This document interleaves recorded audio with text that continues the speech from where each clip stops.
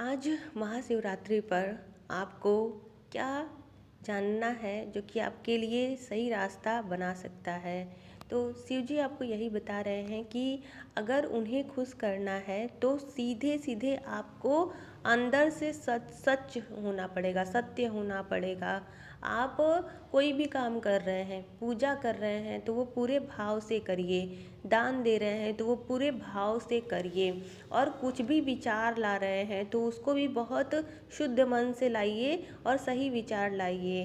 तो ईश्वर को सिर्फ क्लियर चीज़ें, सही चीज़ें, सच चीज़ें ही पसंद हैं। ईश्वर की जो एनर्जी है वो ऐसी एनर्जी है कि वो प्योरिटी बेस्ड है, सोल बेस्ड है। तो वहाँ पर अगर आप कुछ भी अगर जैसे पूजा ही करने जा रहे हैं तो उसमें अपने मन में बहुत सारे निगेटिव थॉट्स ला के और मतलब किसी के बारे में गलत सोच कर ईर्ष्या ईर्ष्या की भावना से, मतलब कभी कभी होता है कि आप जानबूझकर नहीं करते हैं लेकिन आप एक प्रोसेस में फंसे हुए हैं, आप एक कंडीशनिंग में फंसे हुए हैं, तो आप न चाहते हुए भी कुछ चीज़ें आप अननेसेसरी करने लगते हैं। तो यही चीज़ें आपको सोचने की ज़रूरत है कि अपना जो रिमोट है, अपनी लाइफ का जो रिमोट है वो आपके हाथ में होना चाहिए।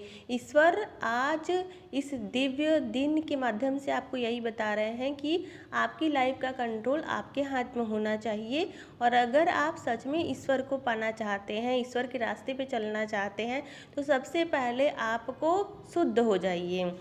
जैसे गंगा जल से नहाते हैं तो हम अपने शरीर को शुद्ध करते हैं, तो उसी तरीके से आपको भक्ति से नहाना है, स्पिरिचुअलिटी से नहाना है, अध्यात्म से नहाना है और अपने विचारों की प्योरिटी से नहाना है। जिससे क्या है कि आप अपने शरीर के साथ साथ अपने दिमाग को भी शुद्ध कर लेंगे। और जब दोनों चीज़ें शुद्ध हो जाएंगी तो आप जो असली मकसद है उसको आप पाने के लिए आप आ जाएंगे। समझ लीजिए ये आपका फर्स्ट स्टेप है।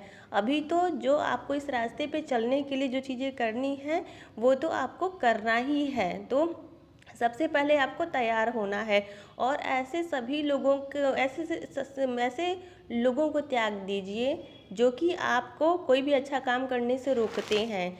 क्योंकि आपकी लाइफ में ज़रूरी नहीं है कि जो जो वो सोच रहा है वो सही हो। और कुछ लोग जो है अपने जो चीज़ें होती हैं उसको आप पर थोपना चाहते हैं, तो उससे आपको बचना है और अपनी लाइफ का रास्ता आपको खुद बनाना है। और आज के दिन ईश्वर को ग्रैटिट्यूड अवश्य दें, क्योंकि ईश्वर